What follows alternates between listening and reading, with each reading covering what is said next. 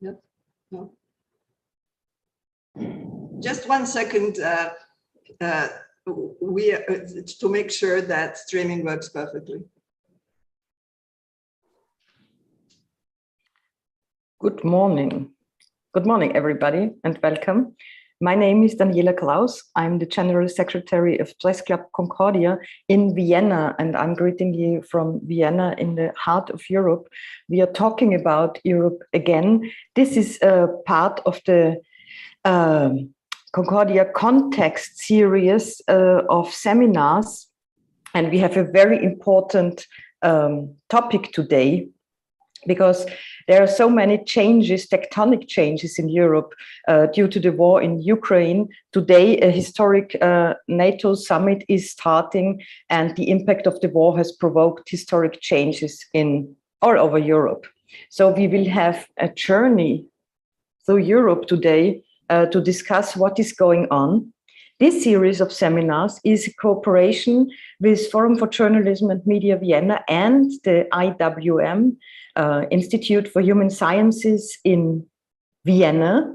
And good morning to Ivan Vejvoda, the director of Europe Futures program at IWM. Also very warm good morning to Mirjana Tomic, who is authoring this series of talks and who is at the heart of the network that developed from this series of seminars. Yes, the format is we will have a conversation with our speakers. The speakers, sorry, I forgot to say welcome to the speakers, of course, most importantly. Thank you so much for joining. Mirjana will introduce everybody. So there will be a conversation with our speakers followed by a live Q&A.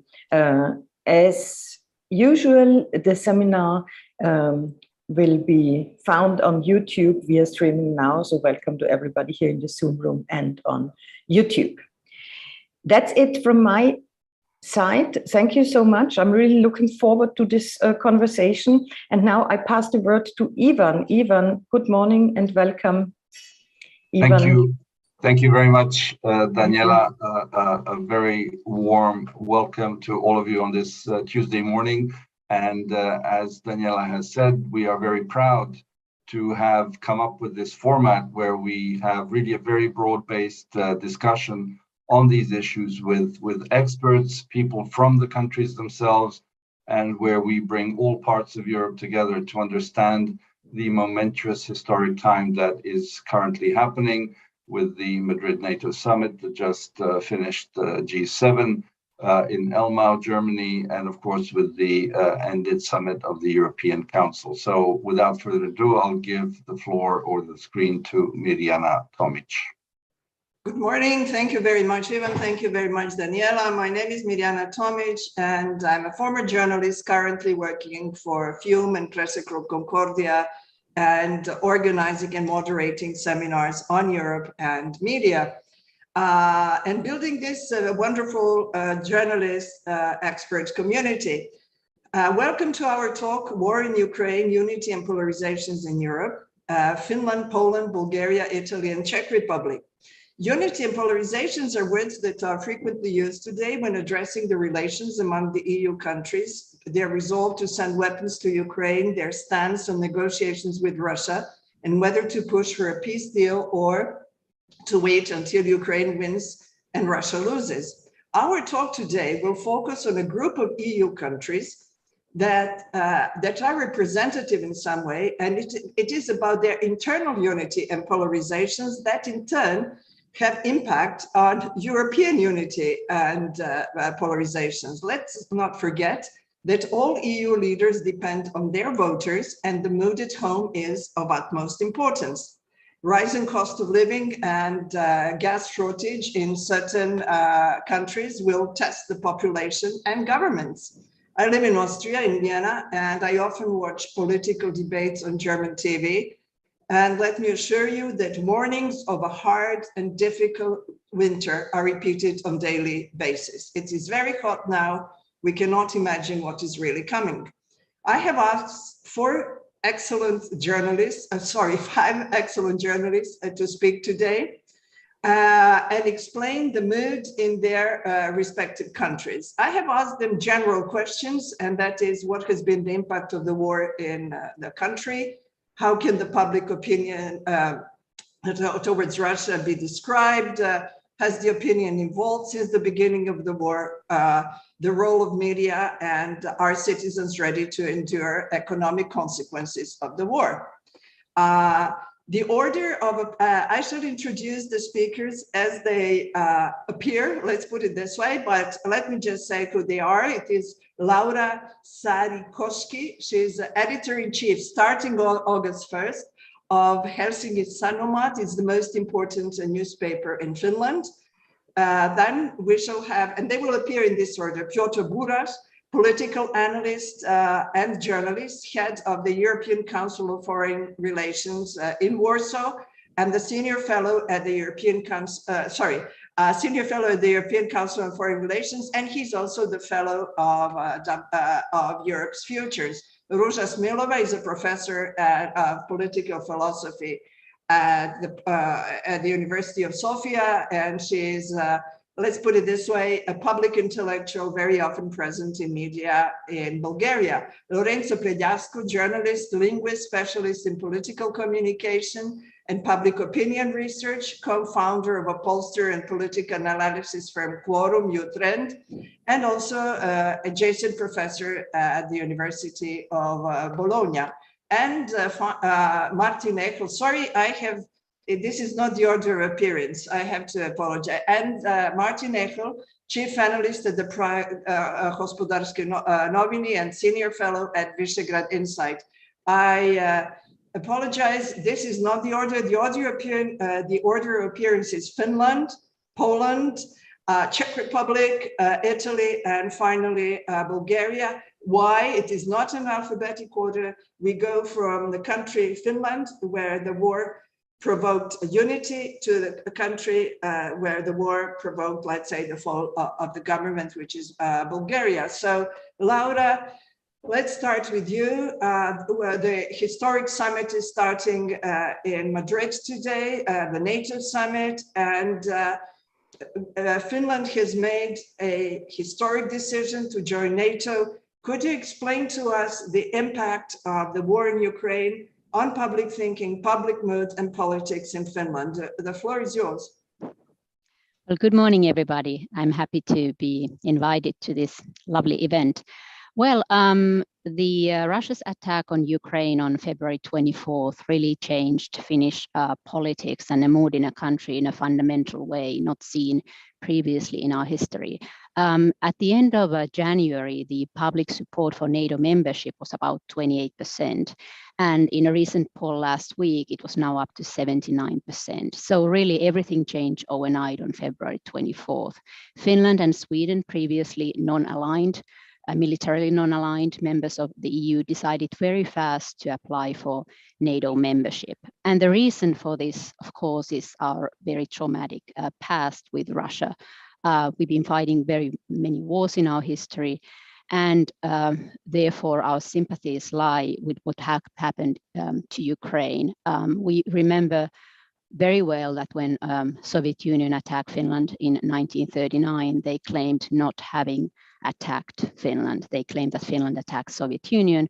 And this, of course, is something that has been repeated in Russian media now. As far as Ukraine is concerned, they don't call it war in Ukraine, they call it a special operations. So all this brought back the sort of a historic trauma of having an aggressive, irrational neighbor and having to prepare for that. You said when we were preparing for this conversation, you said to me that Finland believed to understand Russia, that Russia would behave in a rational way, and that it no longer believes that. Could you elaborate? Well, after the Second World War, of course, we tried to maintain friendly relations with Soviet Union, and we traded a lot with Soviet Union. We also thought that because of our geographical closeness, proximity, and a lot of interaction with ordinary Russians, that we somehow knew the Russian mindset, and we could sort of predict what was happening. But then, of course, many of the Russia analysts in Finland even believed, even in January, that Russia would not be so aggressive, they would not be so irrational that they would actually attack Ukraine. And these thoughts were, of course, crashed on February 24th. So this idea that Finns somehow understood where Russia was headed, this idea was crashed as well. And I believe that was one of the reasons why Finland and Sweden decided to apply for NATO membership, is the idea that we can't predict what happens anymore. What about the economic consequences of the war? Are they discussed? Is energy crisis being felt in Finland? Because all of our events focus on understanding the local context. I can tell you that in this Central European context, we hear about crisis that is looming every day. What about Finland? Will the citizens be able, or will they willing to endure whatever it takes? Well, we shall of course see that during the coming months. I mean, so far, as you well know, the European Council on Foreign Relations poll, Finland was the sort of a most united country in Europe against Russia. So 90% of Finns said in a recent poll that Russia is guilty of the war in Ukraine. In all the other European countries, the percentage is lower. Also, the solidarity towards Ukrainian refugees is the highest of all the European countries in Finland. So 91% of Finns want to help and receive Ukrainian refugees. So far, the war on Ukraine really has united Finns. But of course, there is concern about the rising gas prices and about the rising cost of living. We have election coming next April. So I'm sure that as the economic consequences become clearer and clearer, especially towards the end of the year, there might be some disunity and especially unhappiness towards our own government about how much they should subsidize people with the increased cost of living. I do not think that the economic consequences will turn people's minds about NATO membership or Russia, but they might increase the political unhappiness towards our government. And the last question, is there a fear in Finland, like there is in Poland, and we shall hear it from Piotr, that Russia will actually invade Finland? No, I don't think most people think that that would be a realistic scenario in any of the sort of a foreseeable future. But we did see something that hasn't happened in Europe for so many decades. We did see Russia all of a sudden irrationally attacking a neighboring country without a reason. And of course, that resonates with the Finnish history. So that moment changed the idea that we really have to be prepared for even unpredictable, irrational things to happen in the future. And of course, unlike many of the other European countries, Finland has actually maintained a very strong military and a conscript ever since World War II. So we haven't dismantled our army like many of the European allies. So there was maybe a sort of a, how would I say, a stronger preparedness and an acknowledgement that we do have to keep up our defenses even throughout all the past decades. And now that has been activated, the idea that we have to maintain that strong defense just in case in the future as well. Thank you very much, Laura. Piotr Buras in Warsaw. When we were preparing this, when we were talking before the event, Piotr, you said one sentence that I think should be the opening sentence for this talk. You said that the Western Europe, I guess I should include Southern Europe, fears nuclear weapons and economic consequences of the war, and Poland fears being invaded.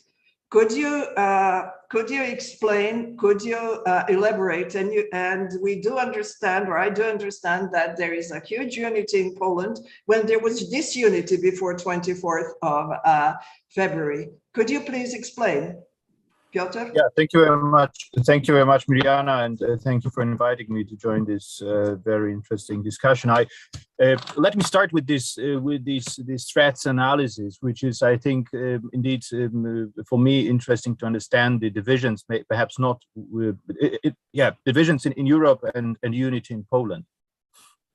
I think, of course, it may seem a little bit exaggerated to say that the Western Europe fears nuclear attack and we are concerned about possibility of a conventional aggression. But I think, in a nutshell, what I mean by that is that if you look at the public debates in Central Eastern Europe and especially in Poland, you see the conviction that, and this is really across the board, there is a really very strong unity about that. There are no major differences among the political parties and the electorates, that, if Ukraine fails, if Ukraine loses this war, Russia will go further, and we are the next ones, and the Baltic states basically are the next ones, which could be in real danger of a even conventional attack. And that kind of explains the prevailing attitude, especially in the political class, but also a considerable understanding for that in the society, that we need to do whatever it takes to support Ukraine so that they can fend off the Russian aggression, and basically not only fend off the aggression, but also weaken Russia so that any further aggression is not possible. Because we really believe that a further aggression is kind of possible. Maybe it's not tomorrow, not the day after tomorrow, but it's in strategically this is possible. I think in Western Europe, the threat analysis is slightly different. What is really concerning is a scenario of a massive escalation of the war in Ukraine, so that Russia can decide to use nuclear weapons, and perhaps even against some West European countries.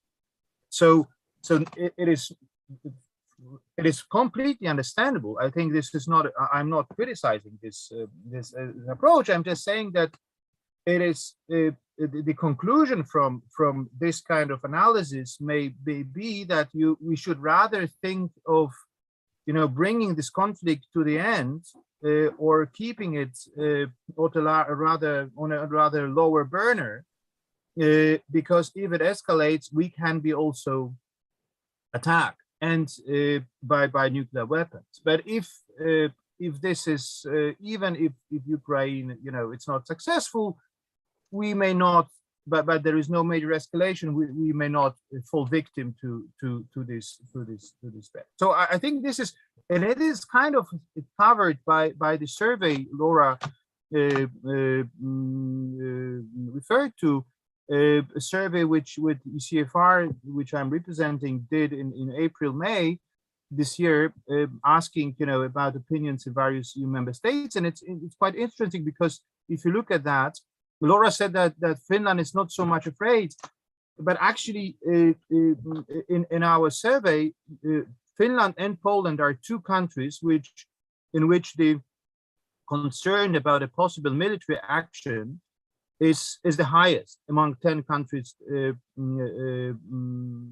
surveyed. In Finland, 64% of the society believes that the military action is possible, is concerned about it, for this possibility. In Poland, 56%. In Romania, 54%, in Sweden, 53%, and for example, in France, 37%, or in Germany, 40%. So I think it shows this kind of difference. But let me say a few words also about this Polish unity, because I think this is interesting in a number of regards, because of course, as you know very well, Poland is a very polarized country, and I think this polarization has not disappeared by no means. But on this particular issue of Ukraine and the Russian aggression and the threat, we have indeed no major divisions in Poland, with even the far right country party, Confederacja, which is and its electorate, the party which is kind of even pro-Russian party, whose parts of it, the grouping are pro-Russian, even its electorate, it's kind of aligns with the mainstream view on who is responsible, what are the measures which need to be taken, and so on and so forth. But what is, I think, particularly interesting about Poland and is that this unity of the Polish society and of the Polish views is very much also strongly related to a very critical opinion about the West, about Western Europe. And I think it's very significant that you have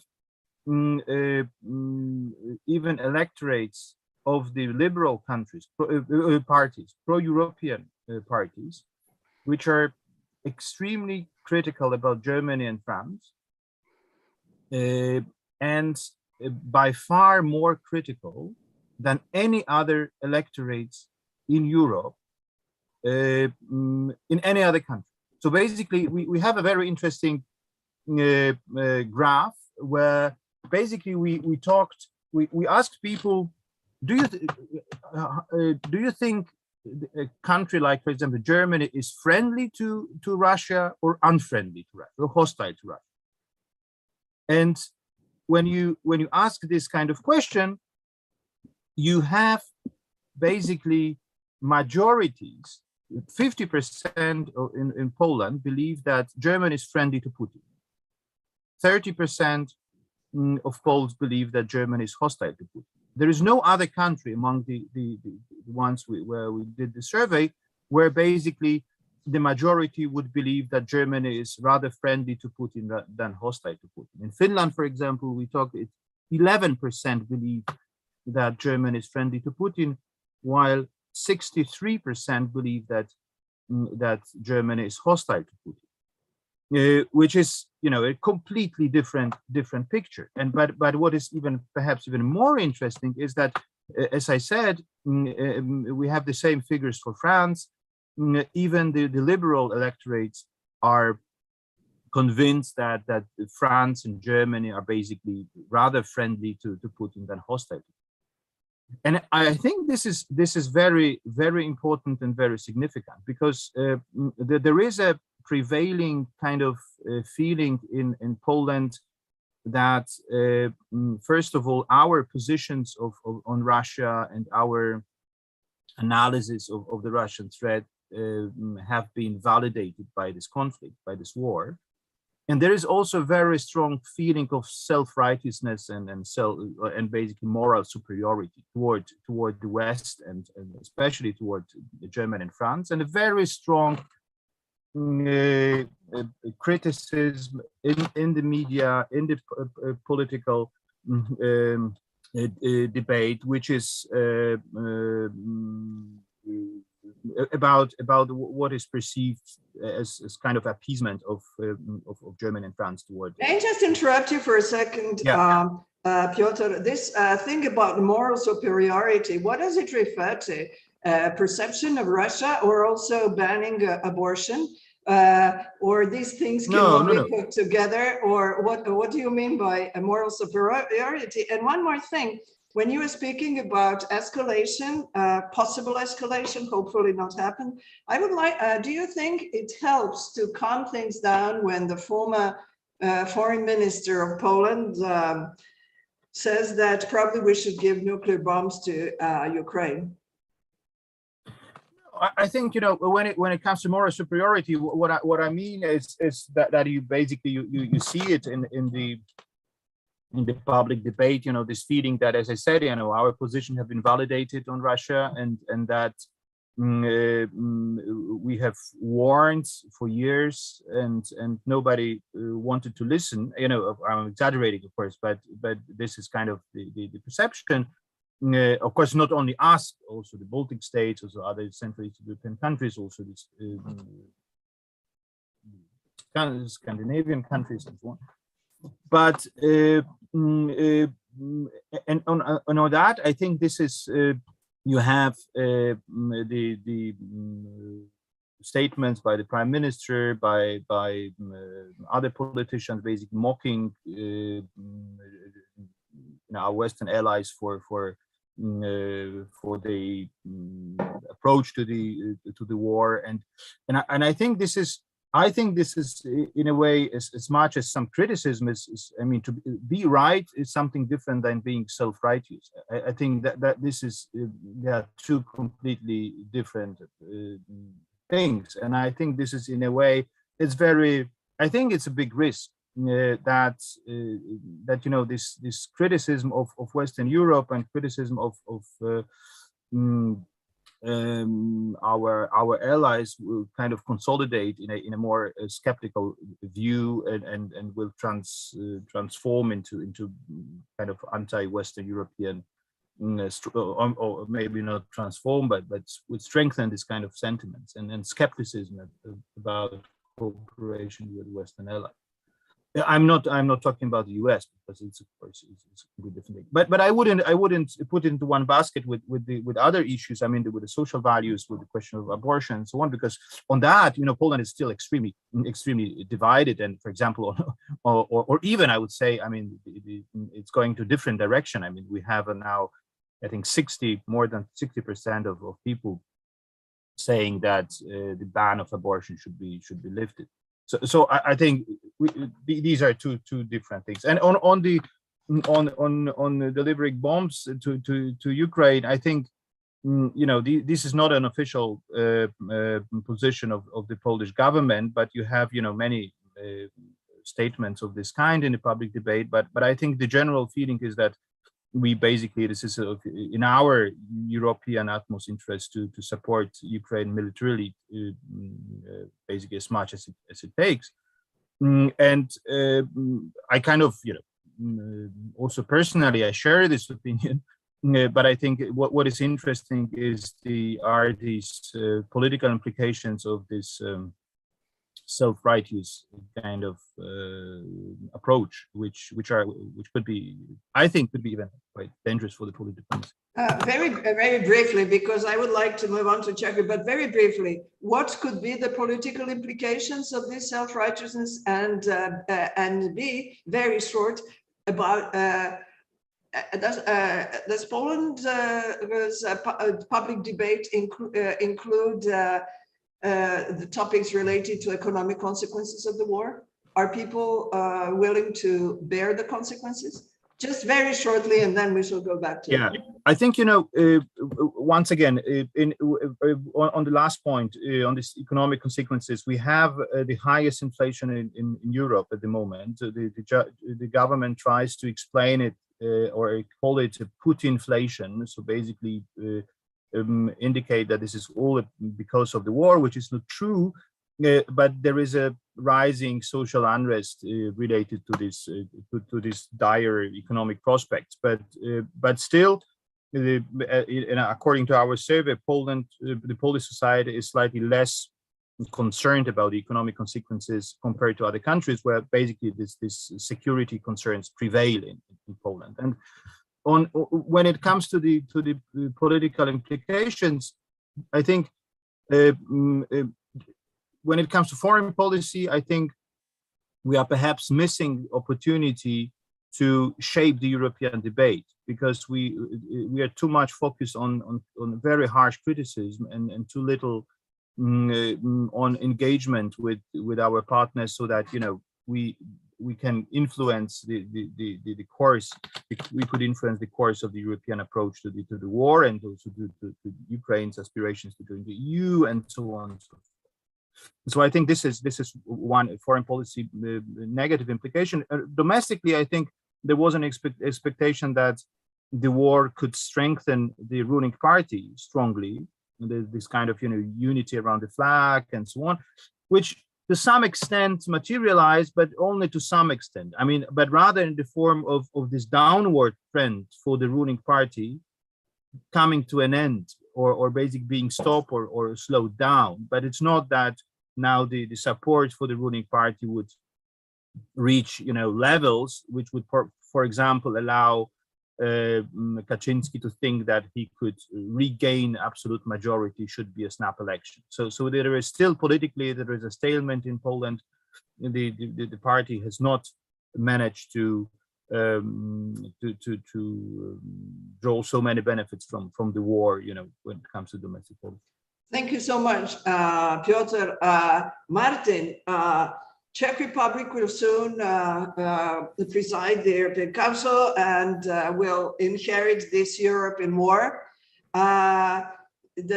Piotr has mentioned this hostile attitude of certain Eastern European countries towards the West, or Poland, or where is Czech Republic? Czech Republic is usually sort of the soft version of everything, but where do we stand now? And please. Thank you for the invitation. Thank you, Milena, for the questions. First, I have to say that the Czech Republic wasn't included in this ECFR survey, so I cannot have a comparative numbers. So I will use some numbers from those different Czech surveys to illustrate the facts. So Piotr, maybe next time, please include us just to make it easier. The impact of the war on politics and economics was quite a big, and the Czech Republic, for the first time, had a decisive government from the very beginning. Even it was the first weekend after the war started. It was not on Thursday, and over the weekend, first deliveries of the weapons and ammunition started throughout Poland, and the government was very united on that. Partially also supported by the opposition, by the former party of the former Prime Minister Babiš. But Babiš has started off, let's say, after 2 months of the war, his own presidential campaign, and he started to talk that it was enough, the support was enough, especially for the refugees. And that there is only one, let's say, anti-Ukrainian party, or let's say, let's put it more pro-Russian party, which is a party led by the biggest Czech nationalist, half Japanese, Tomio Okamura, which is called SPD. Don't mess it with the German one. And they were the only ones, for example, who didn't stand and clap after a speech of President Zelensky in the Czech parliament. So it was their kind of public attitude. How they showed, that their real opinions. But at the beginning, this public support was quite a big, as well as the government one. So we have received so far, I have checked yesterday the numbers, almost 400,000 refugees officially, which, if you recount it on per head, it's one of the biggest numbers in Europe, because we already had a big Ukrainian minority of this cheap labor migration from previous years. So the channels were open, and it was easier, and there was huge support. It was very comparable to the Polish effort to bring as many as possible here. And yesterday it was published that out of these 400,000, 81,000 have already jobs.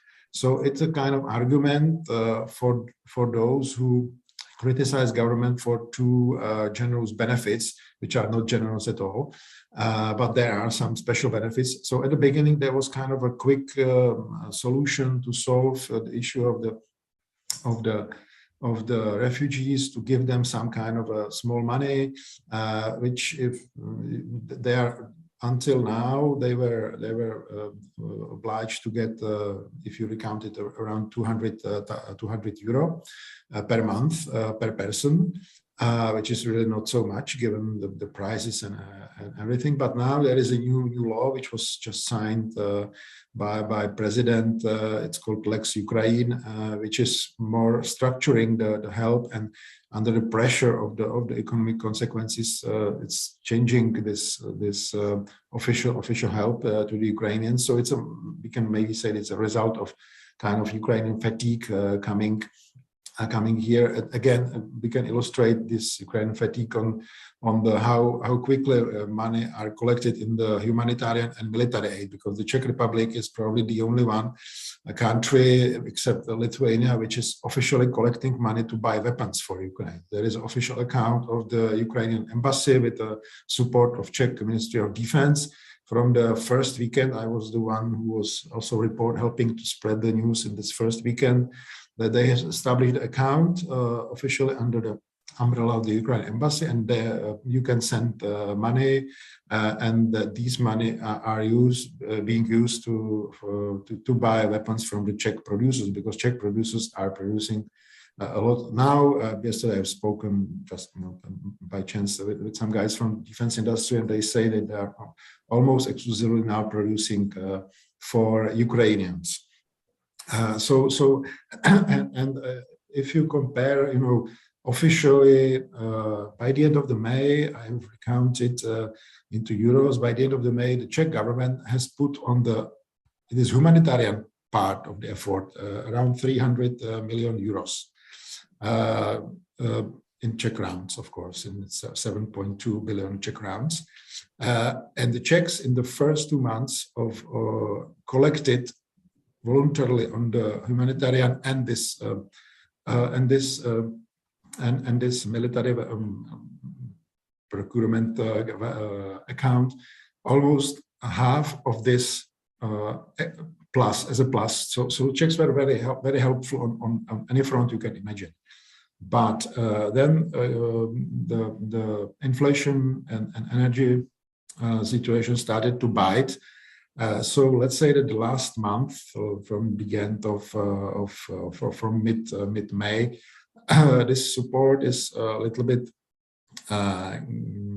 slowing. On the political level, still the same. A lot of deliveries, a lot of official support, but among the public, there is growing this kind of criticism why the Ukrainians are getting these allowances, the social benefits, which are really low. It's nothing very special. We are supposed to have a presidential elections in January next year. So Mr. Babiš and some others already started to make campaign, and the populists are starting to criticize this effort. So the government is trying to argue that the Ukrainian refugees are trying to integrate as much as is possible. So now that the focus is on integration, there are plans. There was a special day, I think it's today or yesterday, special day for enrollment to the schools for next school year for the Ukrainians, for example. So and there are expectations, from 50,000 to 200,000 children. So it's like, nobody knows exactly how many children will attend the Czech school. So this is one of the major tasks. And the other thing is that we are having now, let's say, one major scandal, on the biggest scandal so far of the governing coalition, which came into power last November. So now focus is really on these domestic issues, on the energy side, on the inflation side, and on this political crisis.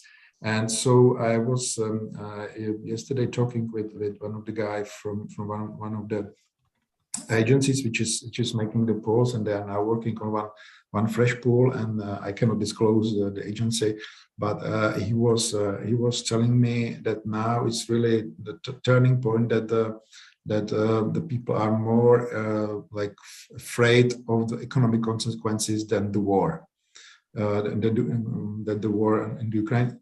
Even the argument, and from the very beginning, was that if similar in Poland, if we do not stop Russians there, then they will come after us. Or there is a Slovakia, so we were supporting Slovakia, so we are soldiers within the NATO. The Czech Republic is a leading nation in this new battle group being created in Slovakia. So we are doing whatever we can in this sense. This is one thing, and so this Ukrainian fatigue is changing, but this still prevails this feeling that Russians are those who started the war, and Russians are those to be blamed for the aggression.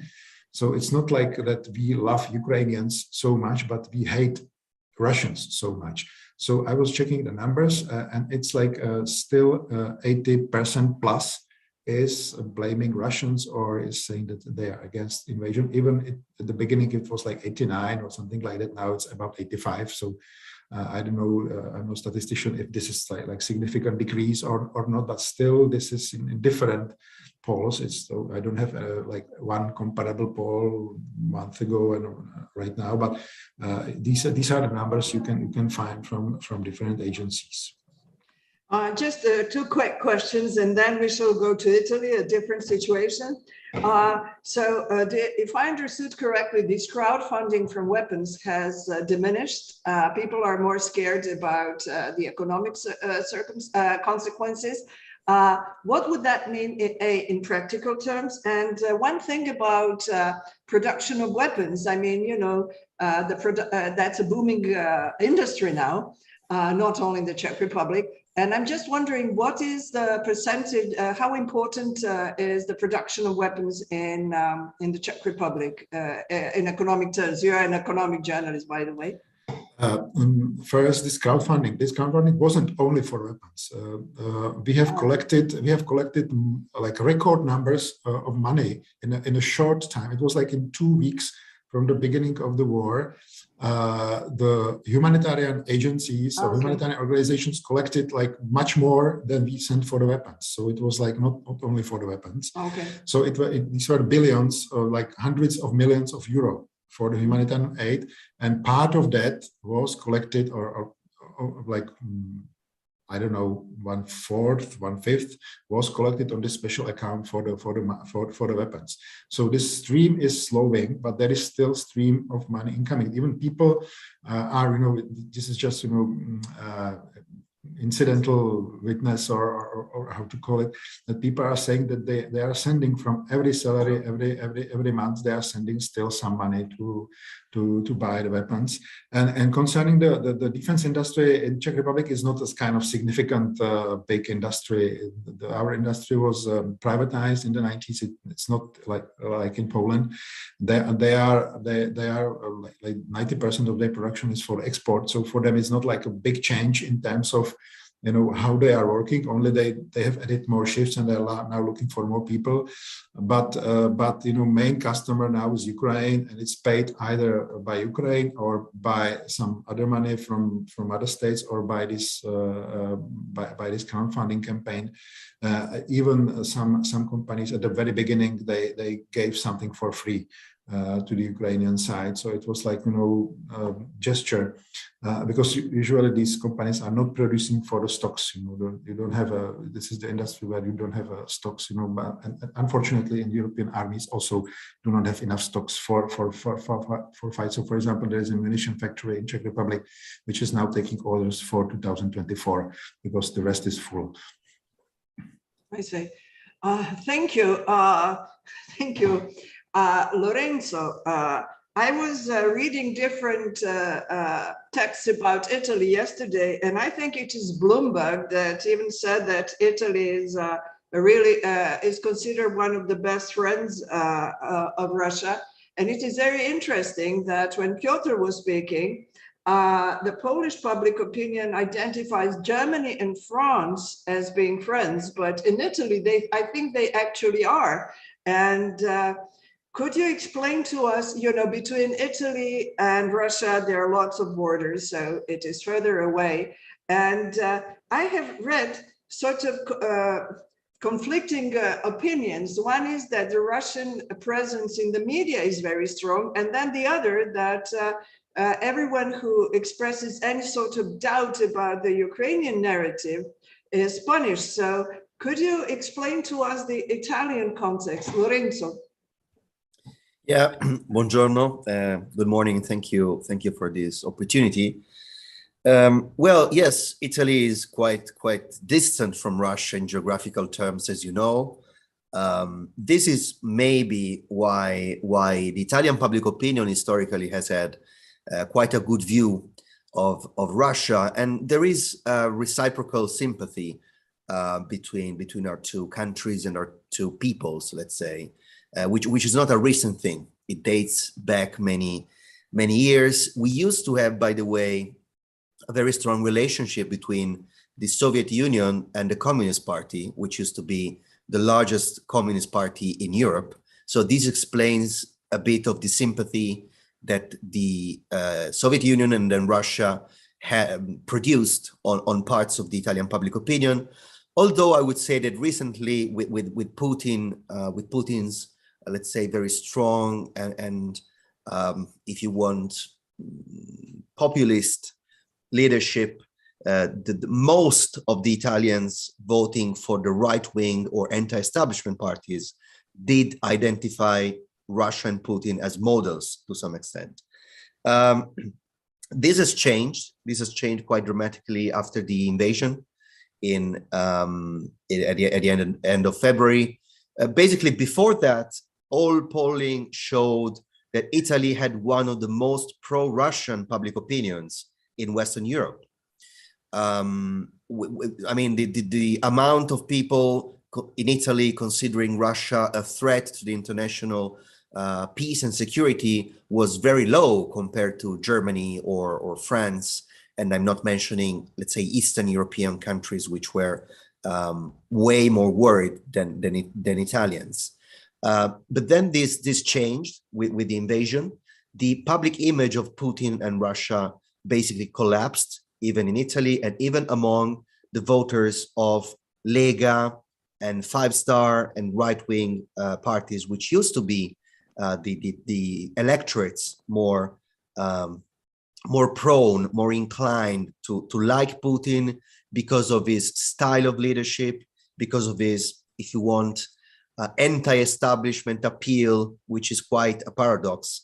But surely he did project this image abroad, and this is true not only in Italy, but also I could mention the alt-right movement in the US, where Putin was basically quite liked. So this is the starting point. Then what happened?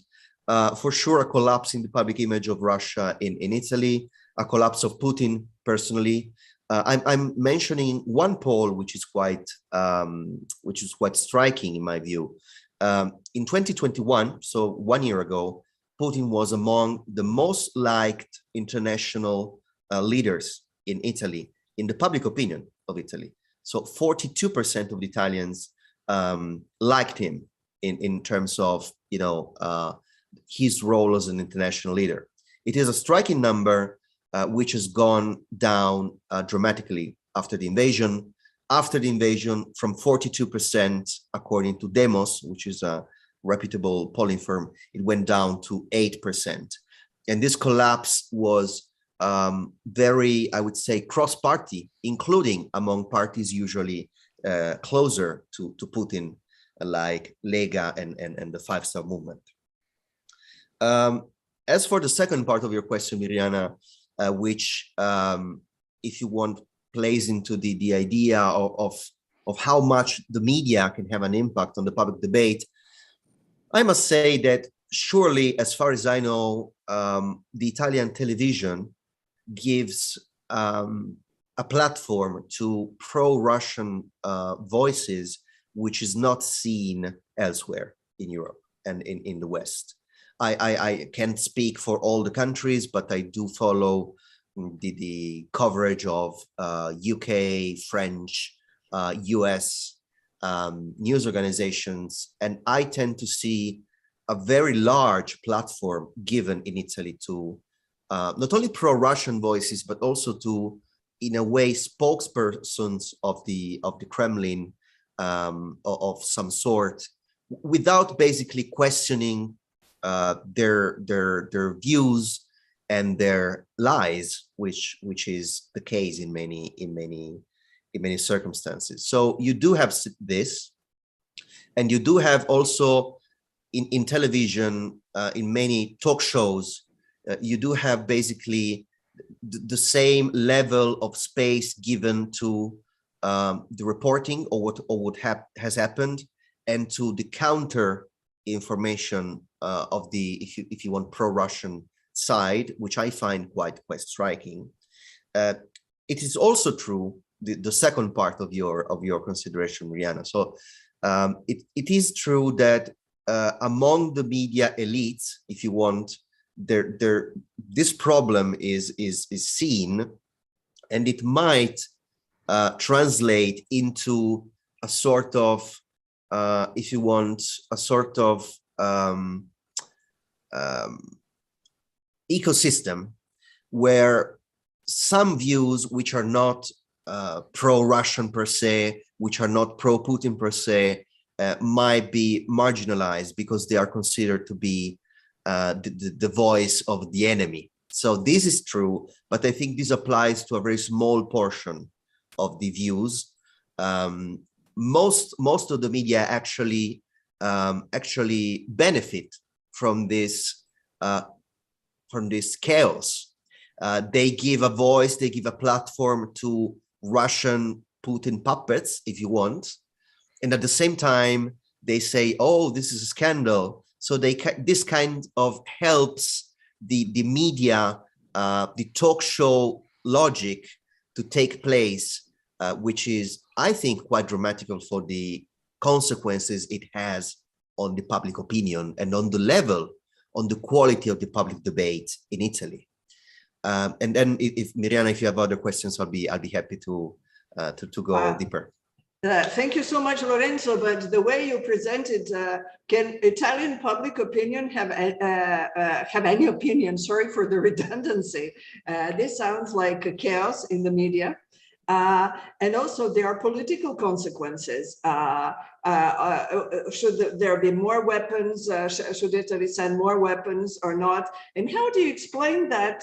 So what would you say is sort of if there is something like a major trend in the perception in Italy, A, B, unfortunately we have to be very short, are Italians ready to assume the economic consequences? Is there awareness? Does one talk about it?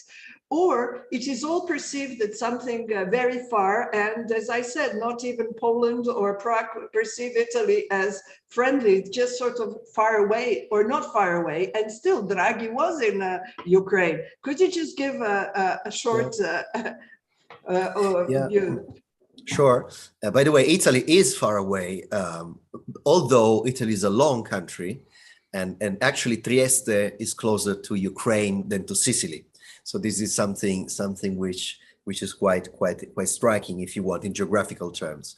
Coming to your questions, yes, I think there is a clear divide in the public opinion when the conversation moves from a general support of Ukraine to should we be helping Ukraine militarily. And this is a difference, I would say, to many European countries where the public opinion is generally favorable to that. In Italy, there is a clear division on this. Actually, most Italians are skeptical of sending weapons, are skeptical of increasing military spending.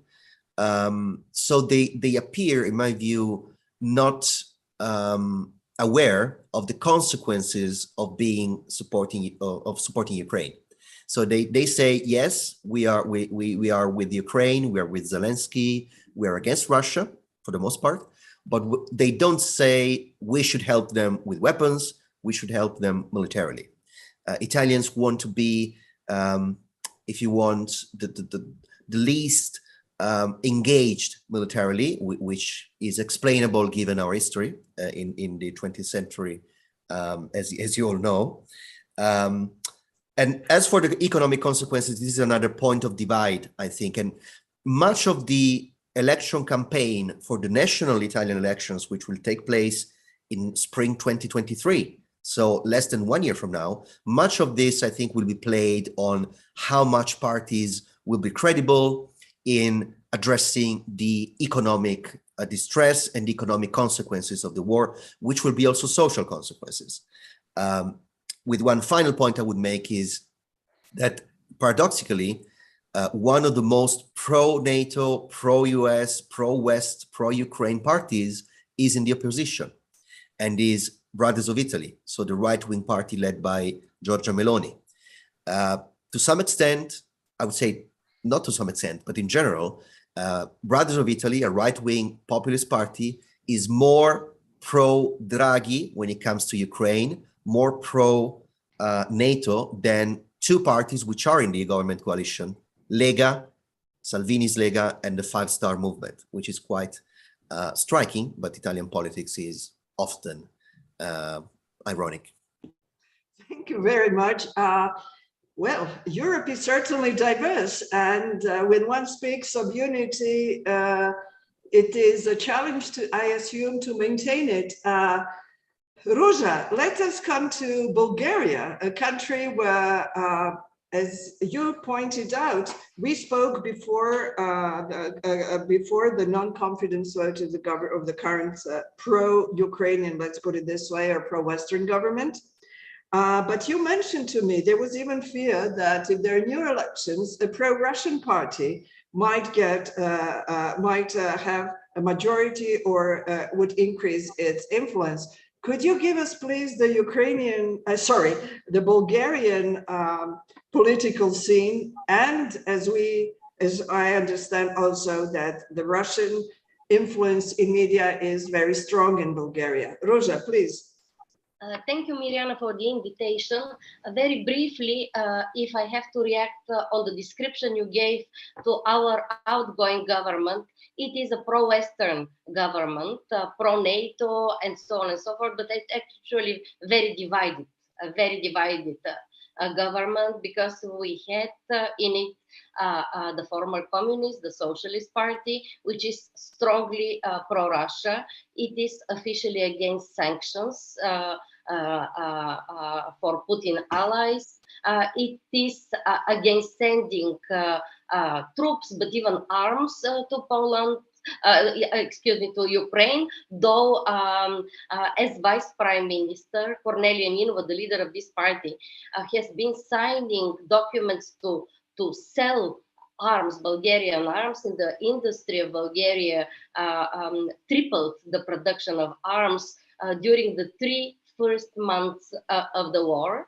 So she would sign sending arms to Poland, fully well aware that these arms are going to end up in Ukraine. But nominally, being part of the government, she would be strongly against sending officially any military help to Ukraine directly. And this has been the position of the president as well. So I wouldn't describe the political establishment as being united on pro-Western, anti-Russian alliance. And actually, this is very much in line with the general attitudes of Bulgarians, who, though they switched their allegiance somewhat against Russia in the early stages of the war. So 40% of Bulgarians switched their allegiance, saying that they are not supporting Russia. Still, 49% of Bulgarians have very positive attitudes to Russia, even now. And all these contradictions were represented in the outgoing government, which was constantly destabilized during its very long, very short life. It only survived for 6 months, and it fell apart after one of the parties withdrew its support. It was divided along issues such as sanctions for Ukraine. Though nominally Bulgaria was supporting sanctions, there was a strong opposition, even within government, of imposing new sanctions on Russia. It was divided along the lines of arms, sending arms, or even providing funding. It was divided on issues of whether Bulgaria should remain neutral, while of course agreeing that Russia is an aggressor, but nevertheless, the position was that actually Bulgaria should remain neutral, not get involved, not support any sending of troops, NATO troops to Ukraine, and so on and so forth. So it was a very divided government and very weak government in that respect. And the conflict in Ukraine, the war in Ukraine didn't help it strengthen its position. Rather, it contributed to its falling. Though nominally, it was not the war in Ukraine that brought it to its end. It was rather economic issues. And here I should mention that as a result of the war, we have 14.4% inflation, which is double the EU average currently. So economically, the country is in a worse situation, and this was one of the reasons the government fell apart. But the other reason was the veto on North Macedonia and the lifting of the veto. But just one quick question, and then I shall open. Please prepare your questions. This is to the audience. One quick question. I do understand that the pro-Russian parties are strong, or there is, but what is it that, which elements contribute to this positive perception? What is it? Is it about history? Is it about the political situation in Russia? Or what is it about? Well, you can have different explanation. One is the historical, the other is that support for Russia and the anti-democratic sentiments generally are stronger among people that feel that democracy didn't deliver for them. People that are pessimist about their future. Among these segments of population, you have considerably higher percentage of supporters of Russia. In general, people that have anti-systemic attitudes are much more supportive of Russia and of Putin than the rest. So this is the dividing line in Bulgarian society, which is contributing to its permanent political instability and to the volatility that we are experiencing, and we will continue with this with this trend, unfortunately, for the coming days as well. Thank you very much. We have half an hour for Q&A, live Q&A. Whoever wants to raise their hand, or please go ahead. While waiting for someone to raise their hand, I just have a question for everybody to answer very shortly. We have had now 5 speakers from 5 European EU countries with incredible diversity of opinions and the attitude. Can you give me your thoughts? Are we speaking of cleavages east-west? Can Europe maintain this unity? Because listening to all of you, it is all against Russia. It is not so much pro-Ukraine. You support Ukraine because you fear Russia. And do you and then we have the economic consequences. Can Europe maintain its unity, and for how long? Laura, very shortly, what do you think? After what we have heard, and this is only 5 out of 27 European EU countries. Well, I do think it depends a little bit about how the Ukrainian theater will develop. I mean, obviously, if there is a increase in a battle or Russia starts to seriously gain ground, there will be more unity towards Russia again. If there is a sort of a stalemate situation where things don't move for many, many months, and at the same time, of course, gas prices and the living costs are increasing in Europe, then of course people's attention span in the West is normally quite short. They turn towards their own lives. But I do think that when a real threat emerges, unity increases. So fatigue and sort of selfishness is our greatest threat at the moment. Thank you. Piotr? Yeah, I must say I agree with Laura, while I also believe that the most probable scenario for this war is a very prolonged war of attrition and a very prolonged conflict with a kind of a military, almost military stalemate. I mean, and it's probably the most positive, sadly, the most positive scenario which we can think of at the moment. And I think this will, of course, weaken Europe's unity, because the fatigue will increase, and the economic costs will be significant. So I think we are. It is a race against time, so that we need to do as much as possible now, because it will get more and more difficult to preserve the unity. Thank you. Lorenzo? Yes, I tend to agree with what has been said. Let's say that the stronger, the more imminent the threat, the easier it is to keep unity. But on the other hand, let us all remind that and remember that at the start of this crisis, such a unity was not certain within Europe and within the Atlantic Alliance. So let's look also at the positive side of this. Thank you. Ruzha? I'm afraid that divisions will only grow. If you look at the map of inflation, there is a clear division between the East and the West.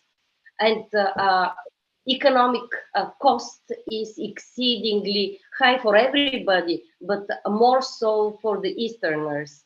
And this is only going to fuel support for pro-Russian forces that want quickly ending the war rather than punishing the aggressor. And we see this, 70% of Bulgarians are for stability, increasing support for cap on cost of living rather than withstanding values, European values, 70%. And this is going to translate into political support for pro-Russian forces, I'm afraid.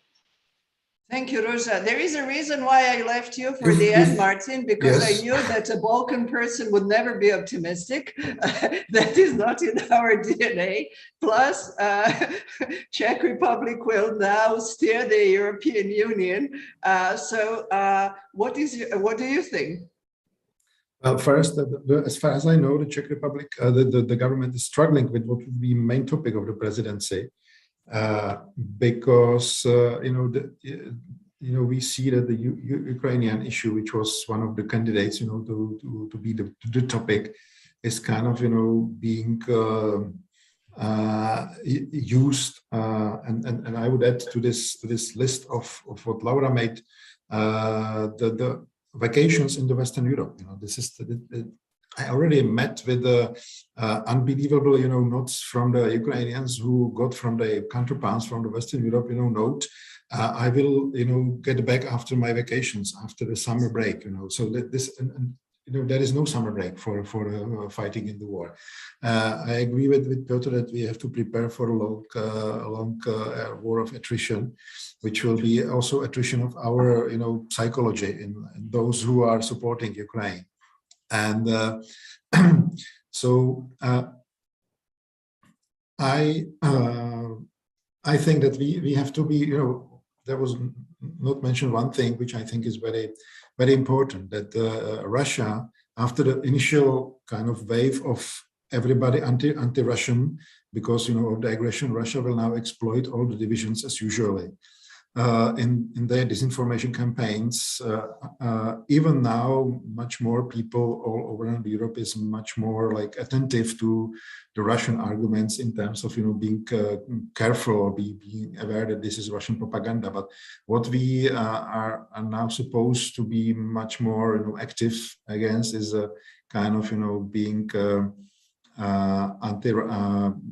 being exposed to the Russian propaganda, trying to use all the cleavages because of this Ukrainian Ukrainian fatigue. And again, there is a danger of a new kind of creation of East-West divisions, which, you know, I would be aware of. But on the other side, if you look, for example, how Netherlands or how Spain are supporting Ukraine, sending weapons and money, then I don't think that this is kind of automatic to be there. There is a concentration of attention on what German government does or doesn't, what the French president says or doesn't say. Of course, the problem is now that we lack a leadership in Europe. So the clear leader, and unfortunately Poland, because of its past politics, cannot play the role now. Even there is this feeling of being on a higher moral ground, as we were talking about it. And the similar feeling is now here within the Czech Republic, within the government, because the government from the very beginning feels it's on the right side of the history right now, that we were, you know, during the 20th century, we were always, you know, on the, let's say, on the bad side, finally. And now we are on the right side. And what Ruzha said, and this division of, you know, inflation, there is a clear division between Eurozone and non-Eurozone countries. Eurozone has a half inflation rate than, for example, Czech Republic. So especially in Czech Republic, it's now being projected into the debate about Euro introduction. Even the government is, you know, resisting that because of one of the parties in the government, which is against the Euro introduction. But as we see in Croatia or in Bulgaria, that if Bulgaria succeeds or Croatia with the Euro introduction, it will be an additional argument for us who do not have Euro as one of the outcomes of this crisis in the longer term, let's say. Thank you. Boton is among the audience. He was twice our speaker in Hungary. You wrote a long chat. Please introduce yourself and ask the question live, please. Thank you, and good morning. Thank you for the excellent discussion. I really enjoyed it. I don't see you, Boton. I cannot turn the camera on. It says the host stopped it. No, the host didn't stop it, but anyway, go ahead. So my question is, how do you see the negative outcome? So if Germany and France insist on staying on the course of this current let's try to negotiate peace as soon as we can type of approach, and if the US still grabs its domestic problems and China, then the eastern flank countries and Central Europe might not be wielding enough power to steer Berlin and Paris away from this short-sighted economic approach to the war. So do you see that it is also a potential outcome, and what would that bring to our region? Who you are addressing the question? I guess it's applying to everyone. So anyone who is feeling inspired by thinking about 23, 24, and how that would look like, what type of Europe this would bring. Who would like to start? I'm happy to give my thoughts about that. I think, you know, of course, it's very difficult to make predictions about what would happen even next year. But I think probably, and this is not a very much Polish or Central Eastern European view, but I think perhaps our perception of what French and German diplomacy stand for is a little bit distorted. I don't think this is at the moment indeed the main goal of the French and the German diplomacy to bring about an end to the war as quickly as possible at any cost. I think this is, of course, there is a lot of discussion about that in Poland and in other countries, and we kind of suspect that there is a pressure on Zelensky to agree on talks with Putin and to seek some peace settlement. But I think, you know, there is no longer an illusion in Paris or in Berlin that Russia is interested in at the moment in any negotiated solution. So I think there is a kind of realism that basically we are in this conflict and it will go on, and there is even no point in pressuring Zelensky to make any concessions, because at the moment the situation is that Russians probably believe that they can go further, and they need to stop now. So I think this is more complex. This picture is not as black and white as we tend to sometimes to believe.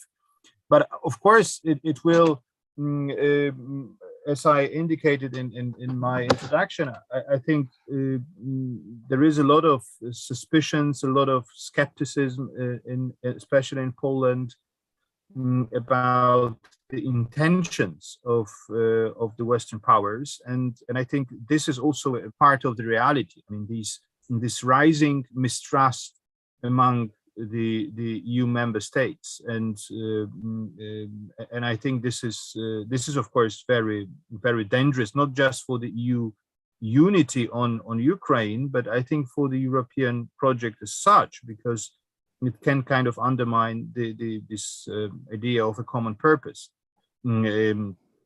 So that's this is why I'm also concerned, not just about the reality as it is, but also about sometimes about its distorted picture, distorted view. Thank you, Lorenzo. If I may jump sure. just to follow up on the Piotr's remark, looking into the future, follow the practical things like where are the pipelines and how the energy map is changing in Europe. And if we will manage, and we are doing the things which were impossible to think about, a couple of months ago. And if, for example, Germany will decide expropriate part of the Nord Stream 2 to use it as an LNG terminal, which is idea starting to be floating, from last week officially, but it was already in the pipelines a couple of weeks ago, then you see the steps which you do, and so it's impossible to undo them back. So it's a way that we are now doing the changes in the energy infrastructure, which are for a long term. So if Europe will be able to unify, for example, on the common purchase of gas, this is another kind of step, in the let's say good direction. But of course, anything can go wrong. But I'm more pessimistic than optimistic. But if you look at this, practical steps which are done and how they are done, and if they are being finished, of course, then we will see, how this unity is working or not. And I agree with Piotr about this trust issue. This is the big problem. First Lorenzo and then Laura, how does it look from Italy, Europe, 23, 24, and then you, Laura. And Ruzha then, everybody. Yes, Lorenzo? Yeah, just a very quick point. I think that the Italian perspective is peculiar in that, as I mentioned earlier, we'll have national elections next year, which I think will be followed quite closely across Europe, across the continent, also because of the implications that a right-wing government might have on the, let's say, European stability. So I think that this is the framework we should look at things in when it comes to Italy, which is not the case for maybe for France. Who knows if there are new elections soon, but not for Germany, and probably not for most of the other major EU countries. So I just want to add and strengthen this point, Mirjana, that we are heading into an election year. And this changes also the way the debate will take shape. And we shall have you as a speaker about the elections. Sure, pleasure. Laura and then Ruzha. Well, I mean, I think it's sort of I understand the Polish perspective very well, because that view resonates in Finland, because we've, of course, been quite skeptical towards Russia. However, I do understand from a historical perspective why it's been difficult for Germany to sort of turn itself around completely. I mean, you have to understand the history of Germany in Europe and what it has done, and how they have a historical guilt also towards Russia. So that's one of the reasons why they've tried to maintain friendly relations and cooperation, and also the energy dependence. One of the reasons, of course, is that Germany has wanted to sort of bring Russia to Europe and integrate it with economic ties, and hope that it would change over time. And that hope now, of course, has been dashed. So maybe I should stress that the historic turn of Germany actually sending military aid to Ukraine shouldn't be belittled. I mean, even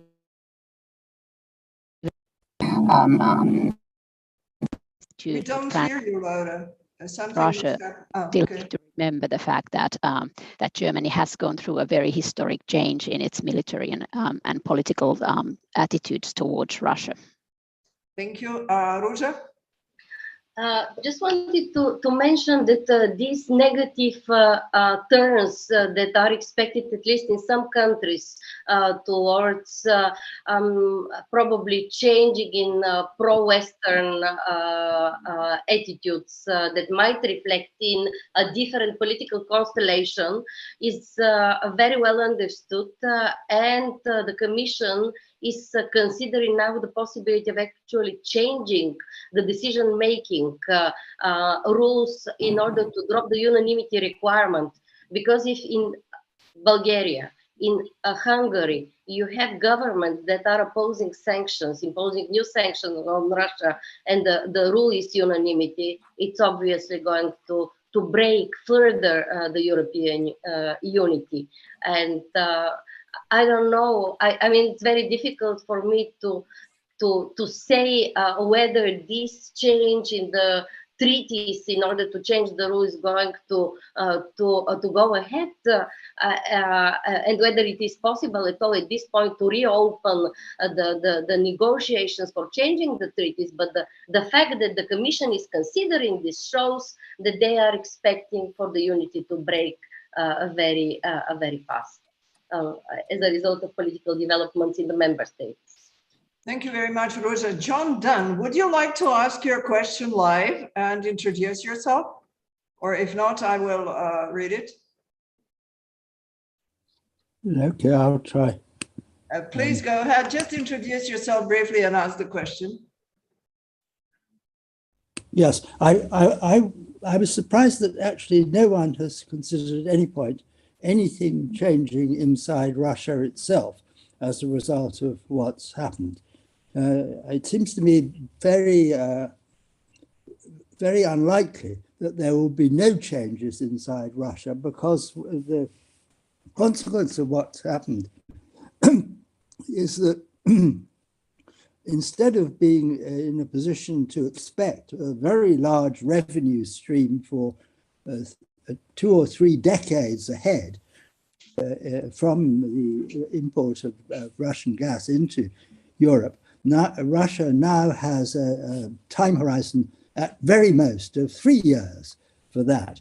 And it would have to be, I mean, a complete transformation of the European attitude would be required for there to be a reversion of that change. I mean, that is the most decisive single thing which has happened so far. And it's definitely it's a compliment to the shift in German attitudes to providing military support and to actually rearming properly Germany itself. But it's in geostrategic terms, it's probably the single most important change which has happened. And it's a done deal now. It has happened. It's not reversible. Thank you very much. I understand you're a Cambridge University professor and also a fellow at IWM. Who would like to comment The thing is, we usually would have invited someone from Russia to comment on what is happening in Russia, but that's one of the reasons why. But I think that our economic expert here is Martin. What do you say, Martin? Well, any predictions concerning the development of Russia economy, you can correct in 1 week or in 2 months. There are some people who say that the real impact of sanctions we will see during the autumn. There are some news already, how Russia is doing, how Russia is circumventing sanctions through the Central Asia. So it's, I think that it's also part of this, test of the EU unity. If we would be able to cut ourselves from dependency on Russian oil and gas, to cut this revenue stream, and also you have it's a very detailed thing in terms of that we can cut ourselves from oil, but it will be Greek float tankers which are bringing Russian oil around the world. So new packages of sanctions should also think about things like that. So it will be much more problematic to agree on the new packages of sanctions in a situation we are, because we have already seen how it was hard to get the 6th package, and now the 7th and 8th packages are being prepared already.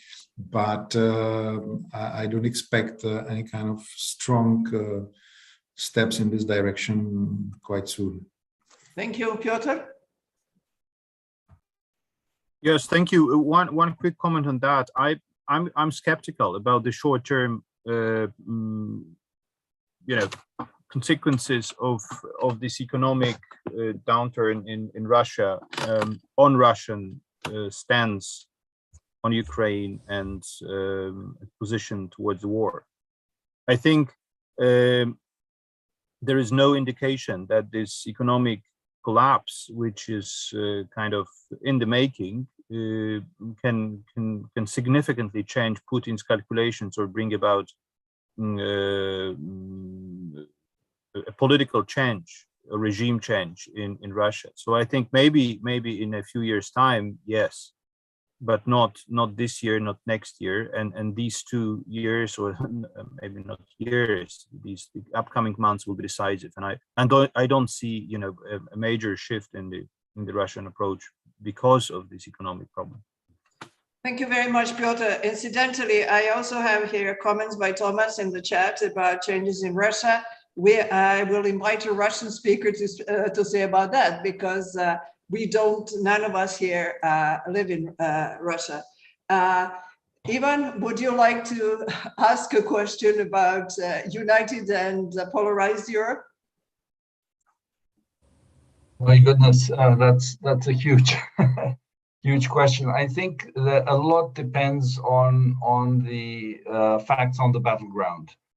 Very much will be determined by that. I agree with Piotr and Martin and others that we're looking at really attrition going forward in a very dramatic way, namely the lengthiness and the costs that will be imposed on Ukraine by this. And then, of course, the question of how much Western support, both financial and military, will be able to be upheld in this position. So I think we got a very good kaleidoscope of opinions in domestic political circumstances, in which really, as elections approach, and I think Lorenzo was right, that this can change the dynamic, given the domestic constraints on jobs, on inflation, and on unemployment. And of course, the collapse of mainstream politics in basically all of European countries, to a greater or lesser extent, creates a fluidity that is hard to gauge as we look into 23 and 24. And I think the question was appropriate. And John's question, obviously, I think is extremely important. What happens in Russia itself? I mean, the way it looks now, Putin seems healthy and ready to go the distance in this regard. The changing of generals, all this, talks to the fact that they cannot get a grip on their own military tactics and strategy. And yet that's, I think, a ripple on the surface in terms of the deeper stability currently of the regime. But as we know, these kinds of regimes can collapse not overnight, but in a kind of perestroika, the appearance of a Gorbachev or something. So lots of, unknowns. Do we have some known unknowns? Yes, we do. But I think it's an open field, and that's why, Mirjana, I think we should repeat this exercise in about 6 months' time as we come into the fall to see where we've come. Thank you very much, Ivan. I think we have come to an end. As Ivan just said, we shall definitely repeat the exercise, and because I do think that what happens on the ground, and in this case, I'm referring to European countries and within European countries, and the debate is very important. The context is very important. The hot summer is in front of us, and the last event of the season is on the 7th of July. We shall be speaking to Russia's foremost environmental and climate journalist, Angelina Davidova, who will explain to us the impact of the war and the changes in Russian environmental legislation on the war, on what are the environmental consequences. I thank everyone, and we shall continue. The discussion is not over. I just hope this contributed a little bit better to our mutual understanding. And Daniela, please, the last word is always yours. My last word is always very short. It is thank you for the very interesting discussion, and thank you, Ivan, for the excellent cooperation, and thank you, Mirjana, for creating these interesting and important talks. And thank you, everybody, for contributing and for participating. Thank you all, especially to our speakers. Thank you. Thank you. Thank you very much. Thank you. Bye. Ciao. Bye. Ciao, ciao. Bye. Presto.